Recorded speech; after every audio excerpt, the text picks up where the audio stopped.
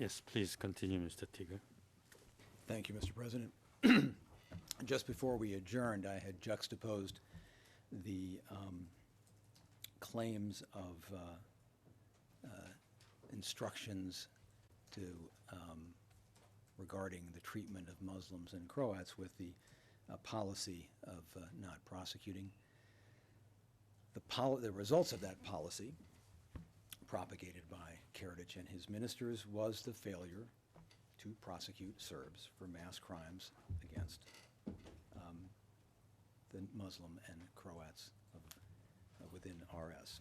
And that's discussed at paragraphs 535 through 566 of the prosecution brief. This inaction applied at all levels, at local level. As Kluč SJB Chief Vinko Karadžić reported to the CSB Banja Luka on the SJB's inaction in the face of, quote, monstrous crimes against non-Serbs, quote, the reason for this is if all these crimes should be made public, given the current political situation, the pressure from the international community, and how advisable this is at the moment. P2972, pages 1 through 2. Karadžić's policy created an environment of impunity, which encouraged the implementation of the common purpose. In Jerić's words, quote, had you punished what was supposed to be punished from day one, later on, things would not have happened. Worse things, unquote. That's Karadžić at T27999, speaking directly to the accused in court. Now, the defense contends that the total failure to prosecute Serbs for crimes against non-Serbs was the result of a dire situation in the military justice system, that there was no discrimination on grounds of ethnicity of the victims, that the judicial system was independent and impartial, and that any pressure on them was individual and not a result of state policy. None of these claims hold up to scrutiny.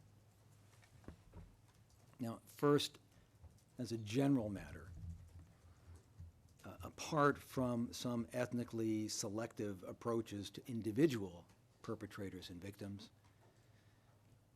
the story is clear from the systemic unwillingness to confront the massive crimes against non-Serb communities by the VRS, as reflected in the fact that the customary provisions for dealing with such crimes were treated as if they didn't exist, except when used against non-Serbs.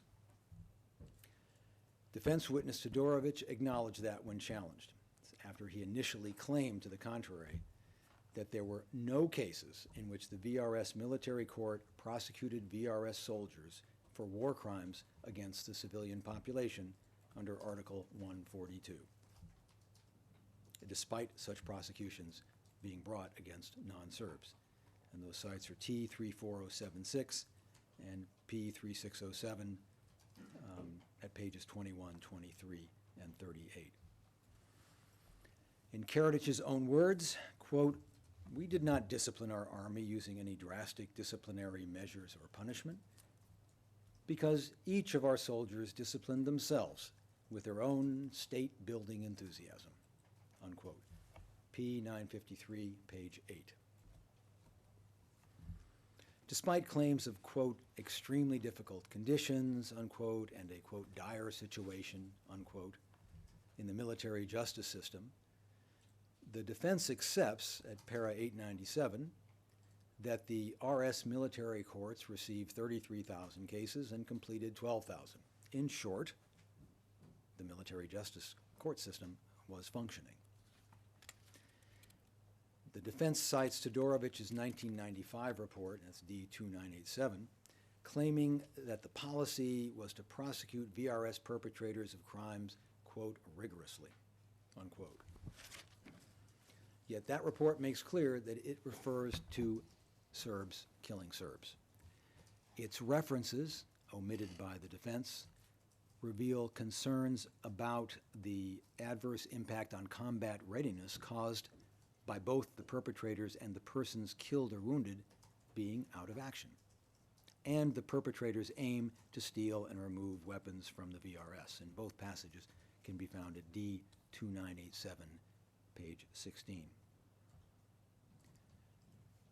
Equally, the defense claim that with respect to the investigation of war crimes, there was no ethnic bias with respect to the perpetrators or victims is undermined by a wealth of evidence proving that the authorities' focus was crimes against Serbs. In its report for the April through December 1992 period, as one example, the RS MOOP reported, quote, "The focus of the operative work in CSBs and SJBs was on detection, documenting, and reporting members of the enemy army who had committed acts of genocide against the Serbian people." P2761, page 15. This reflects a theme running through MOOP documentation throughout that period. See, for example, P2715, page 3, P2640, page 3, P2759, page 1, D1616, P3302, pages 6 through 7, and P6384. And this focus is underlined by the establishment by the RS presidency of a commission for investigating war crimes against the Serbian people in BH, D444. Indeed, this focus continued throughout the conflict. In November 1995, 4 months after thousands of men and boys were executed in the Zvornik area, head of the SJB Bielina Crime Administration, Goran Machar, instructed the Zvornik CJB to, quote, "intensify activities in connection with preparing and filing criminal reports against perpetrators of war crimes against the Serbian people," unquote, P6385. The defense argument is also undermined by the weakness of its cited support. So at page 787, for example, the defense asserts that, quote, "there were proceedings against the VRS members for crimes against non-Serbs or POWs." The support cited? A September 1994 RS military court report from Todorovic describing one incident in which a reserve soldier killed a Muslim prisoner and stating, quote, "detention recommended, but the accused has still not been questioned," unquote. D2995, page 5. Now, while the defense cites a handful of civilian and military prosecutions of Serbs for crimes against non-Serbs, the defense does not address the mass crimes against non-Serbs which occurred during the course of ethnic cleansing, which were not punished. The total failure to prosecute mass crimes against non-Serbs in the military or civilian justice system, both during and after the war, exposes the false defense argument. And in further support of the argument that there was no climate of impunity for crimes against non-Serbs, the defense mischaracterizes Karadžić's remarks. It first cites his 1993 statement to the Assembly, and that's at paragraph 815, while failing to mention that the context of his remarks was a discussion of stolen golf cars and black marketing. The defense brief then cites Karadžić's proposed measures in 1995 for stepped-up work on criminal offenses, again failing to mention that none of the more than 1,000 convictions reflected in the documents cited were in respect of mass crimes against non-Serbs, which was unsurprising in view of the fact that Karadžić's primary concern was crimes against the armed forces and the effect of non-prosecution of such crimes on combat readiness. See D 1427, page 1. The defense asserts at paragraph 850 that the trial of Stankovic alone is sufficient for dismissing the prosecution's allegations that non-Serbs were denied access to the Republika Srpska's judicial system. So what happened in the Stankovic trial? after killing one of the leading Muslims in the community and being released, as described at the prosecution's brief, paragraph 564, Stanković confessed to killing 2 Muslim civilians, 2 more, and attempting to murder 2 others in August 1992, but was released prior to trial in February 93. Despite being convicted in October 93, his sentence was only enforced after he accidentally shot 2 Serb children in September 94. Circumstances that defense witness Todorović was unable to reconcile with his claims of equal treatment. And that's at T 34086 through 87. The defense cites Todorović for the proposition that releasing someone from custody does not mean that proceedings have been discontinued. That's at D 2986, paragraph 14. However, in the very same paragraph, Todorović stated, quote, however, persons accused of serious crimes which constitute a threat to society, such as murder, would be remanded in custody until the end of trial, unquote. As discussed in the prosecution's brief at paragraph 565, while charges against some Serbs released from custody remain pending, even recidivist criminals like Stanković, who confessed to murdering non-Serbs, were released.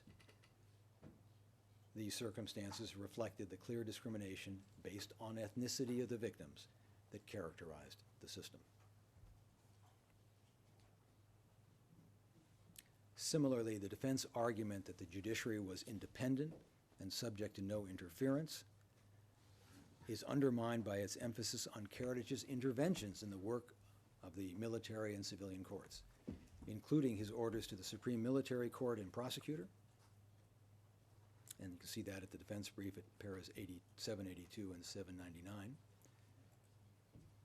As to Karadžić's pardons of those involved in, quote, association for hostile purposes, unquote, to which the defense points in its brief at paragraph 783, these pardons merely confirmed, as we learned, that there had been no grounds to initiate the proceedings and incarceration in the first place.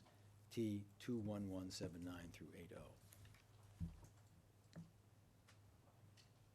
Now, with respect to the pressure on the judiciary, contrary to the defense claim that pressure on the military judiciary could only come from relatives and friends of indictees or from comrades in arms, the evidence of the customary pressure on the authorities and the resulting distortion of justice can be found in such matter-of-fact observations of perpetrators like Karadžić, who wrote to Verkesh in April of 1994, that's erroneously cited by the defense as April 1993 at paragraph 827, stating that his fellow prisoners, quote, who also killed the Balia and the Ustasha are being acquitted and helped by their municipalities, unquote, P 6556. The expectation of a self-confessed mass killer of non-Serbs that the authorities would intervene on his behalf, as authorities were intervening on behalf of similarly placed persons, shows just how prevalent such intentions were. Another example of official interference in prosecutions is the suspension of proceedings against VRS soldiers suspected of killing scores of Muslim civilians at Veligici School. A suspension, quote, because of the stance of the Deputy Prime Minister of Republika Srpska and the chairman of the Kluč Municipality Executive Committee, unquote, P 3616. The defense contention that this intervention was, quote, a case of a classic force majeure, unquote, in which a state of anarchy threatened weak authorities, paragraph 846, is undermined by the contrary evidence of strong, fully functioning civilian authorities working together with the military. And for that, see the Kluč municipality summary in the prosecution's brief, as well as the fact that, to date, none of the Veligici accused have been prosecuted. See T 34077. The almost automatic bending of the judiciary to pressure in respect of the prosecution of crimes against non-Serbs was yet another reflection of the effective operation of Karadžić's policy of non-punishment of Serbs for such crimes. And, Your Honor, for a few matters raised, I will need to move into private session now.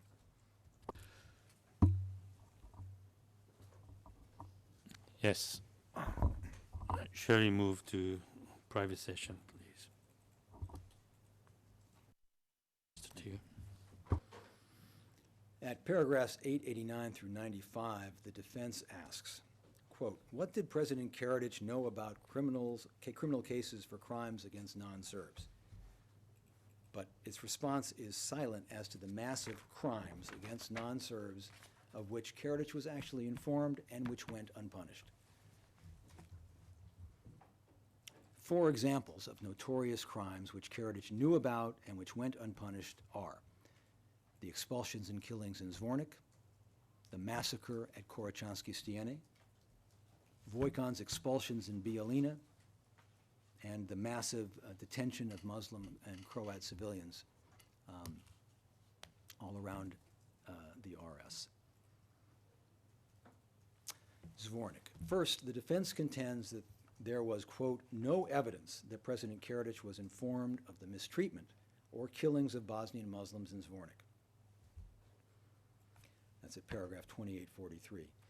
This false assertion ignores clear evidence that Karadžić was informed about crimes in Zvornik almost as soon as they began to happen, responding by saying that terrible things were happening in Bosnia and everyone was guilty. And for that, see paragraphs 31 through 33 of the Zvornik summary in the confidential brief.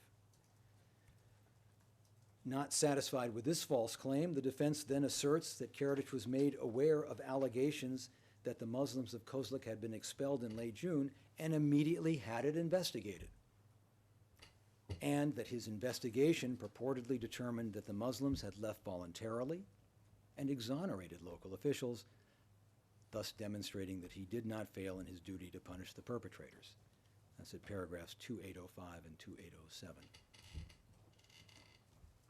And it is true that this event, when more fully revealed than the defense brief provides, tells you all you need to know about investigation and punishment of crimes against non-Serbs and about Karadžić's allegations in that regard. The Muslims of Kozluk were expelled on 26 June, prompting international concern and inquiry.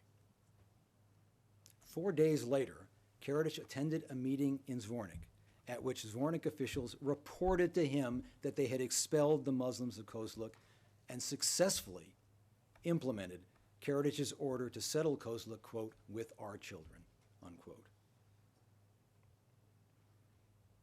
Karadžić then declared that he had investigated the matter and determined that the Muslims left voluntarily.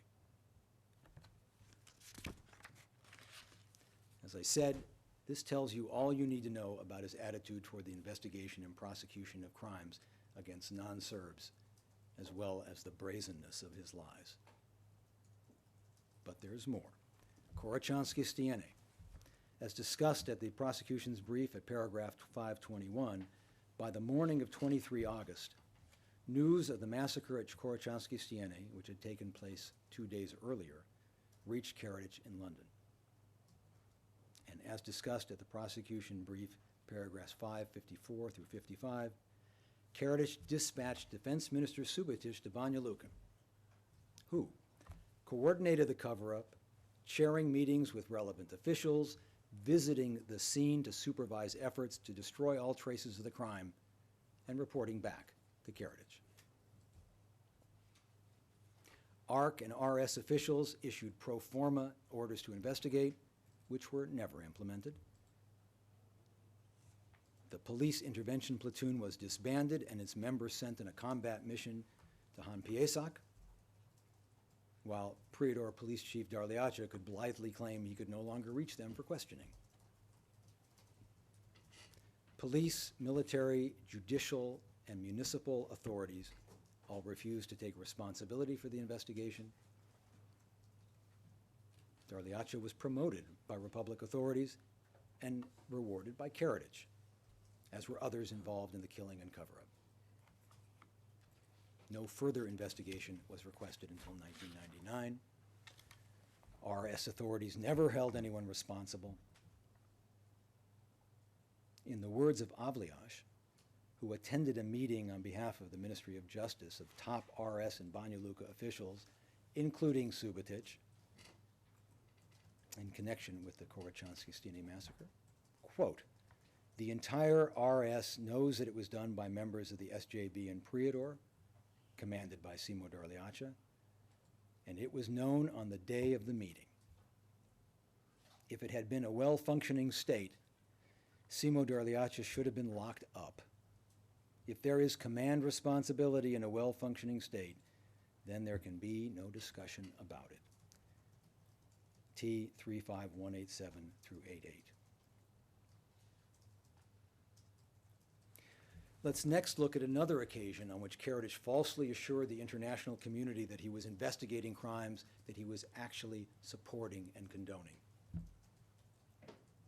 As described in paragraphs 531 through 33 of the prosecution brief, in 1993 and 94, Akashi, the UNHCR, and the ICRC raised the expulsions in Bijeljina repeatedly and directly with Dr. Karadžić, and the United Nations Security Council expressed its grave concerns, quote, "at the persistent and systematic campaign of terror perpetrated by the Bosnian Serb forces in Banja Luka, Bijeljina, and other areas," unquote. And it demanded, quote, "that the Bosnian Serb authorities immediately cease their campaign of ethnic cleansing." And more specifically, as described in paragraphs 556 through 57 of our brief, they challenged Karadžić about Vojkan's crimes, Vojkan who was forcefully expelling thousands of Bosnian Muslims from the area of Bijeljina. That's P5423, page 2. And when they did, Karadžić responded to these repeated concerns with false assurances that he had taken measures to identify, arrest, and prosecute those responsible. Nevertheless, weeks after these assurances, Vojkan was still operating, still expelling, and the expulsions continued. As Akashi noted on the 20th of December, quote, "there would soon be nobody left to forcibly uproot," unquote. And at a March 1995 meeting of the Supreme Command, that's incorrectly noted as August in the prosecution's brief at paragraph 558, at that meeting, Karadžić made clear why Vojkan had not been arrested and punished.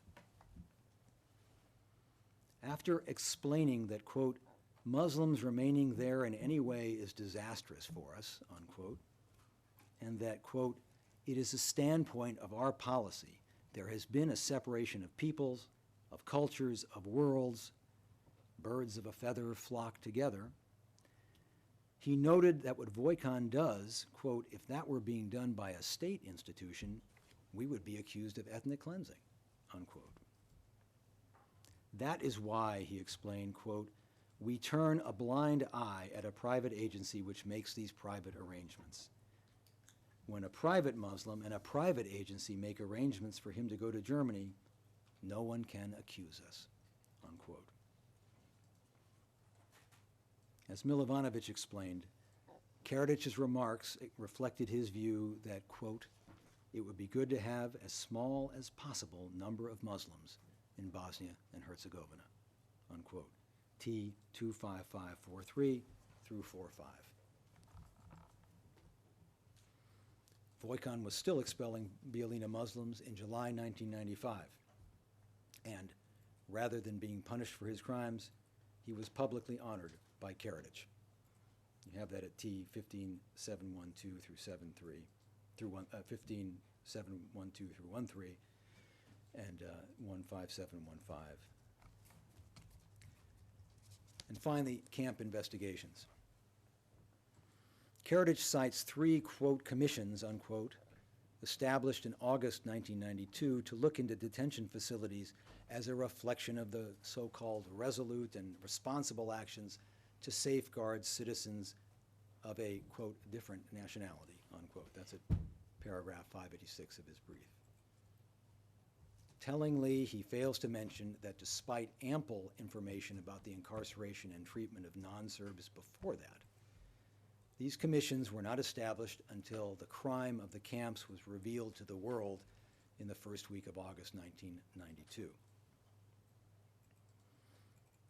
The defense asserts at paragraph 614 that these reports, quote, shaped the states of mind of the Republican authorities, unquote, and their reactions were the actus reus, unquote.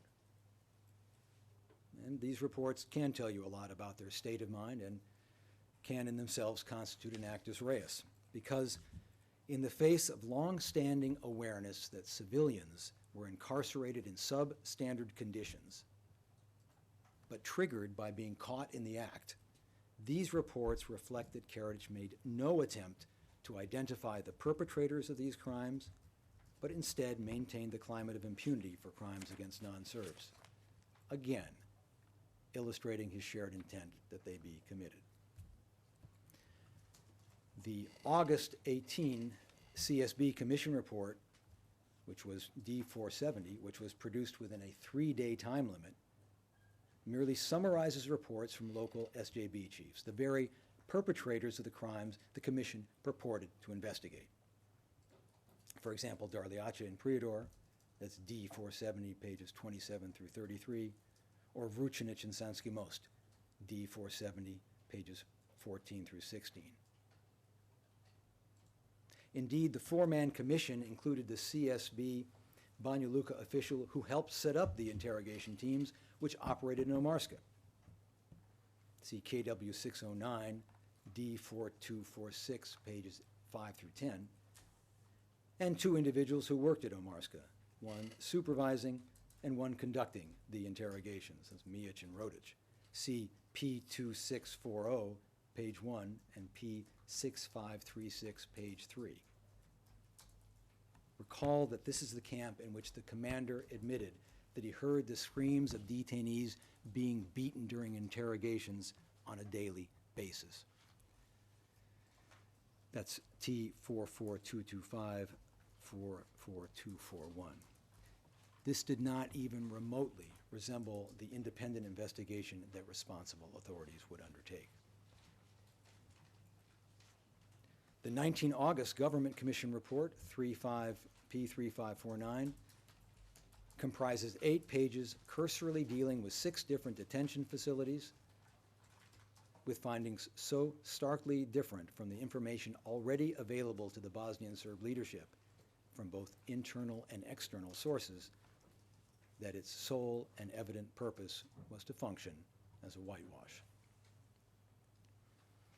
And as to the 3rd Commission report of late August, D3109, there is not even the facial pretense of a genuine investigation, as you can see at a glance from this report produced by Avliash. This is it, Report into the Crimes of Camps. Meanwhile, the survivors of Omarska were transferred for Trnopolje for immediate expulsion, for rather imminent expulsion, or they were transferred to Manjača camp.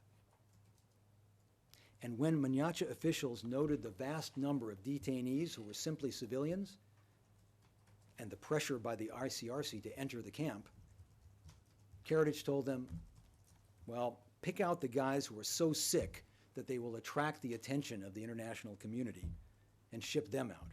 And that's found at the prosecution's brief, para 536, and the Banja Luka summary at paragraph 9. Meanwhile, the others languished. Another indicator of Karadžić's shared intent is the promotion and rewarding of perpetrators of crimes who were part of the common plan. The defense asserts that, quote, there is no evidence that Karadžić knew of a crime and promoted, praised, or rewarded the perpetrator. In fact, President Karadžić hardly ever knew who he was promoting. Paragraph 1335. This false claim ignores, among other things, the evidence of multiple promotions or praise by Karadžić of individuals whose criminality he was well aware. For example, those persons mentioned before, Vojkan and Darliacha, as well as Arkan. Archon's notorious criminality and that of his men was confirmed by both prosecution and defense witnesses. For example, T34700, T1513, and T46386. As discussed earlier, when Karadžić brought Archon back to Bosnia in 1995, Mladić told him that Archon had, quote, liquidated a certain number of loyal Muslim citizens. That's found at paragraph 474 of our brief. Nevertheless, Archon and his men lined up in front of the town hall in Bijeljina so that Karadžić could award them for their achievements, stating, quote, I am deeply thankful and I congratulate you. You will always have a place in the heart of those you have defended, unquote. P2858. That's a still from that. Just 1 year after the Korochansky Stieni massacre and subsequent cover-up, Darliacha was promoted, and he and his subordinates received commendations from Karadžić, who was represented by Subotic at the award ceremony. P4261. As discussed at paragraph 568 of our brief, in the face of overwhelming evidence of the crimes committed by the military and civilian authorities, at a ceremonial assembly session in January 1994, Karadžić announced that, quote, contrary to all the lies and slander of international propaganda mongers, the Serbian army maintained the knightly character and military honor worthy of it, unquote. P5525, page 10. And he proceeded to bestow awards on individuals who had participated in implementing the common plan. And those persons included Stanislav Galić, Radislav Krstić, Rajko Kusic, Svetozar Andrić, Milenko Živanović, Nedeljko Rašala, Mauser's Panthers, Miroslav Doronic, Radislav Brjanin. These are all detailed at the prosecution brief at paragraphs 567 through 568. And further illustrating Karadžić's shared intent, he continued to rely upon these individuals to effectuate his policies. See our brief at paragraph 569. The defense argues at paragraph 1339 that, quote, President Karadžić would not have ordered strict application of the rules of the international law of war and sanctioning of individuals who violated those rules, and at the same time decorated perpetrators of crimes. In fact, as we have seen, violators of international law were not subject to sanction by Karadžić or his fellow JCE members like Mladić, evidencing the wholly superficial nature of his orders to comply with IHL.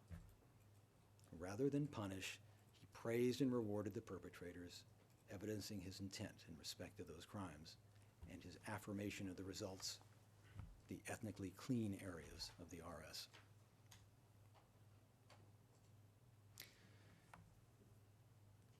Mr. President, I'd like to turn to count 11, hostage taking. As described in paragraphs 1102 and 11 through 1107 of our brief, between 26 May 95 and 19 June 1995, Karadžić and other members of the Bosnian Serb leadership took over 200 UN personnel hostage to prevent NATO from conducting further airstrikes. Indeed, the defense concedes that Karadžić agreed that UN personnel should be detained in the wake of those airstrikes. That's at paragraph 3354. However, the defense makes the extraordinary claim that Karadžić never agreed that threats should be made against the detained UN personnel. This is another clear example of Karadžić's revisionism. The day the UN personnel were captured, Mladić threatened UNPROFOR Commander Rupert Smith with their televised death unless the NATO attacks ceased. P2286, page 4. UNPROFOR was told that one UNMO would be shot for every additional NATO bomb. P2170, paragraph 28. On Karadžić's orders, they were used as human shields, handcuffed to target sites, and videos of them, and that's at P2268, page 4, P5013, page 2. Videos of them were broadcast to the world. And we can take a moment to have a look at some of those videos broadcast within hours of the hostages being taken. And that's P2024.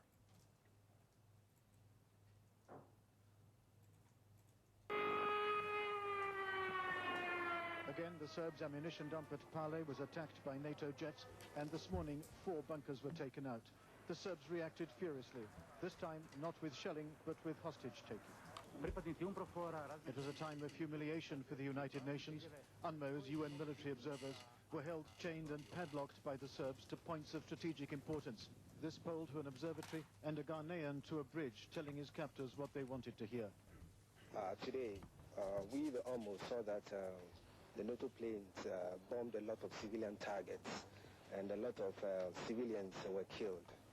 This is very bad, and it's a crime against humanity. We almost will appeal to NATO, especially Rupert Smith, to be aware that our lives are in danger. 3 more UN officers were shown chained or handcuffed to steel posts in the arms depot that NATO had attacked. One was a Russian, another was a Canadian. They were being used as human shields and accused, quite falsely, the UN said, of having called in the airstrikes. The third officer from the Czech Republic was chained to the door of a bunker with ammunition still in it. 6 other military observers are being held in similar circumstances on the way to the arms depot and already in the captivity of the Bosnian Serbs. The hostages called their headquarters. If the bombing stops, we'll be set free. Otherwise, we will be killed. Over. Just to confirm, what you're waiting from General Smith is confirmation that the bombing will stop. Over. If the bombing starts again, I've been instructed to tell you that we will die for the sake of NATO. Over. This is PSA Soldier. 3 UN observers are now at the site of the warehouse. Any more bombing, they'll be the first to go. Understood?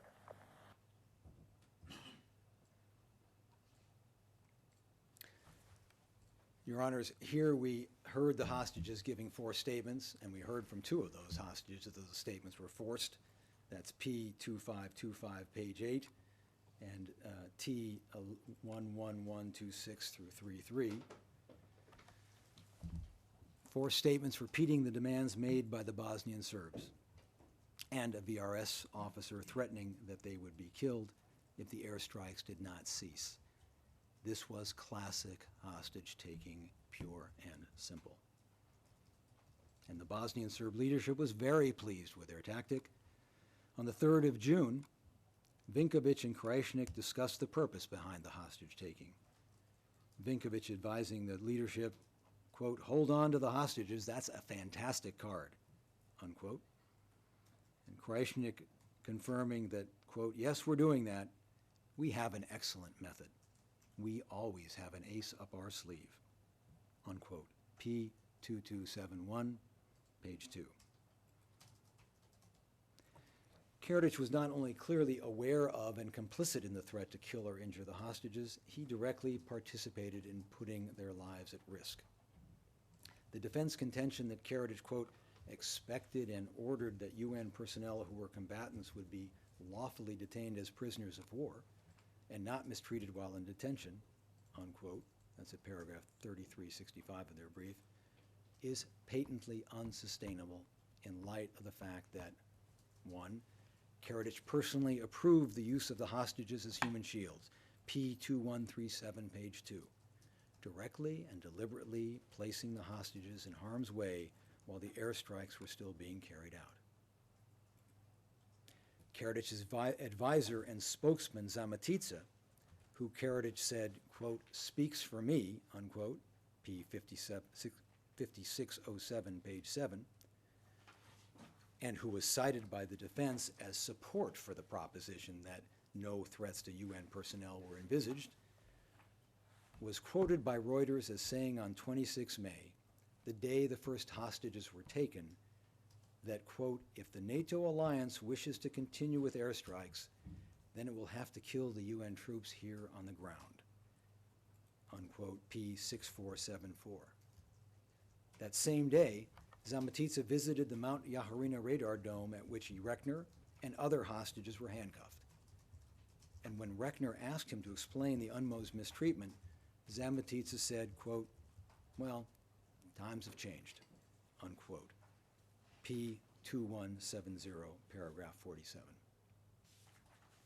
Later that day, Zambetitsa stated on Bosnian Serb radio that should there be any air attacks anywhere in RS, the RS would, quote, treat entire UNPROFOR all personnel as enemies, unquote, and that while so far the Bosnian Serbs had a, quote, restrained response, unquote, if the attacks continue, we shall go further. That's D105, page 5. The defense's claim that Karadžić did not condition the continued detention of UN personnel on the cessation of airstrikes is also demonstrably false. As the defense accepts at paragraph 2722 of their brief, prior to the hostages being taken, Karadžić threatened that if NATO conducted airstrikes, quote, UN forces would be attacked or at least detained, unquote. That's P2265, page 3. On 25 May, Karadžić ordered Milovanovic to activate the previous year's Supreme Command decision to, quote, arrest everything foreign in RS territory and to treat military personnel as prisoners of war and hold them as hostages till the end of the war, unquote. D2149, pages 56 through 57. Having ordered that the personnel be taken hostage, and following the widespread publicity surrounding the use of the hostages as human shields and the threats against them, on the 29th of May, Karadžić explicitly stated that releasing them was, quote, out of the question, unquote, unless the Security Council, quote, abolished, unquote, the use of force. P5626. The same day, he wrote the Secretary General setting out his demands to prevent further escalation, which included guarantees that the UN and NATO would not use force, P5015. And in an intercepted conversation the following day, P5607, Karadžić agreed that his decision was to hold the hostages, quote, until final solution, unquote. On June 1, he again publicly threatened to escalate Serb retaliation if the UN ordered more NATO strikes. D1056, page 2. The clear purpose of the detention was to compel NATO to abstain from conducting airstrikes. As described at paragraph 1108 of the prosecution brief, Karadžić was intimately involved with the hostage-taking from start to finish. He ordered that they be taken hostage. He publicly stated that he was changing the location of the prisoners often and warned that attempts to liberate them by force, quote, would be a slaughter, unquote, and only a political resolution was possible.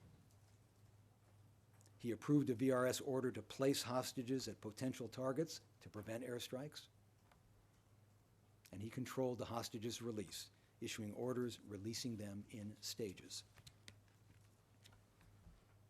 Given his direct involvement throughout this process, it is not tenable, not credible, that he was unaware or unsupportive of the threats issued by his subordinates in the VRS. Indeed, he affirmed his involvement in and his support for the VRS's actions after the hostages' release in this taped video. That's P5026. The bigger pride. In hindsight, though, surely it was a terrible mistake to have allowed your people to have captured UN soldiers, for the world to have seen them chained up, to have seen masked men holding guns at their heads. That was a terrible thing, wasn't it? Wasn't that an awful mistake? Well, one mistake causes another mistake. One drastic move causes another drastic reaction. You have to realize that that was a reaction, not action. And we felt hopeless and helpless. And we had to do something very drastic in order to prevent further strikes and in order to show to the international community that we are cornered and that we, being cornered, are ready to defend ourselves by all means. Because many people in Serbia, for instance, in Belgium. Karadžić went on in this interview to insist that he was the supreme commander and that he was behind everything the Army did. So having made clear at the time that he and his forces were ready to defend themselves, quote, by all means, unquote, and that these, quote, very drastic, unquote, measures were attributable to him, Karadžić once again attempts, falsely, to disavow responsibility. Your Honors, before concluding on Count 11, I'd like to make a few comments on points of law. At paragraphs 27, 37. Just a second. I will inquire of the registry how far we can go for today.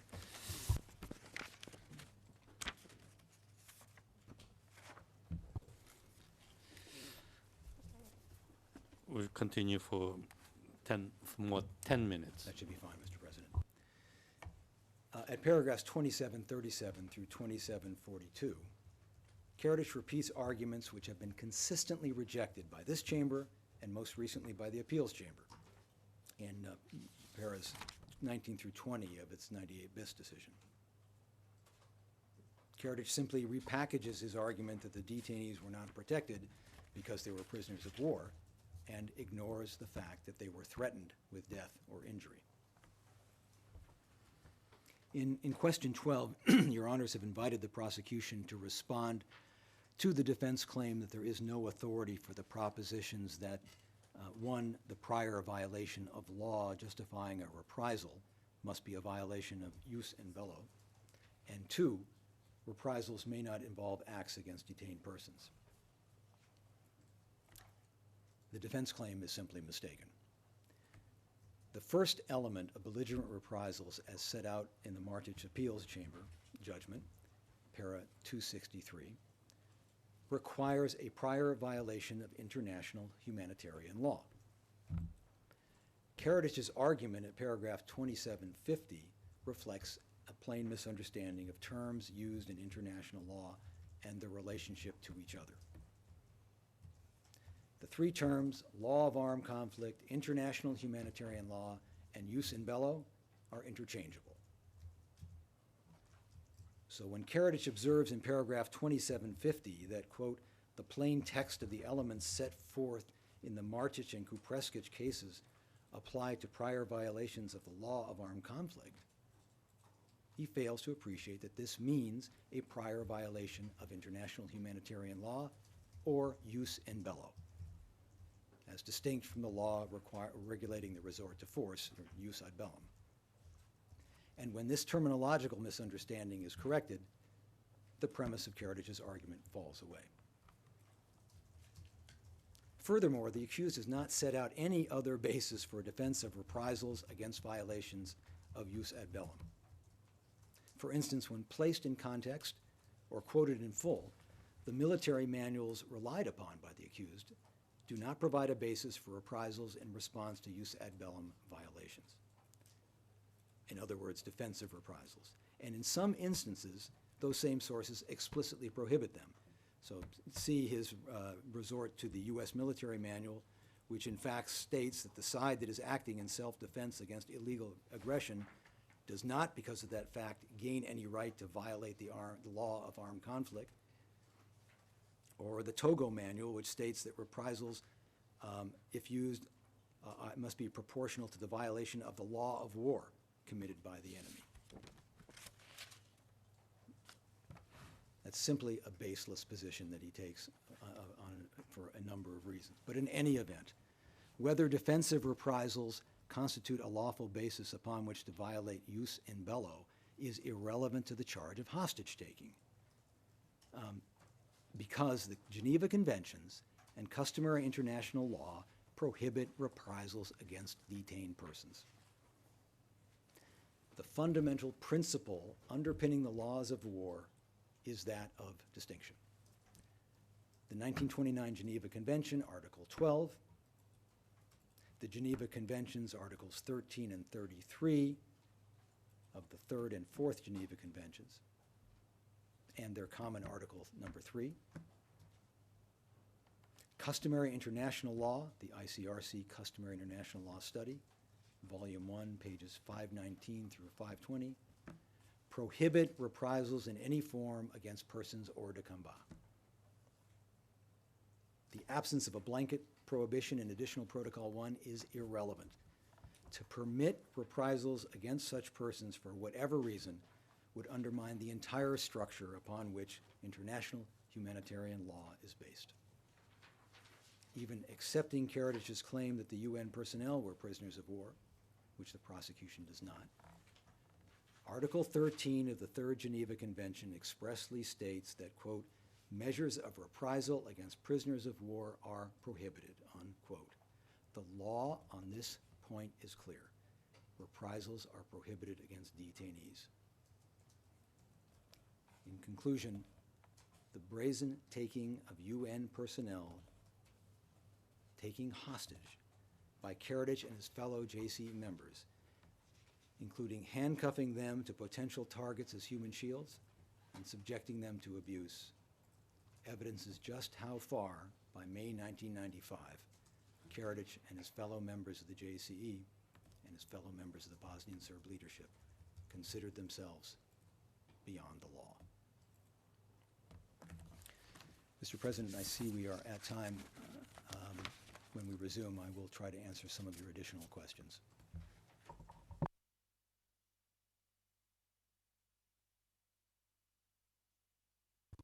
Thank you. We'll continue tomorrow morning at 9 o'clock. All rise. Veuillez vous lever.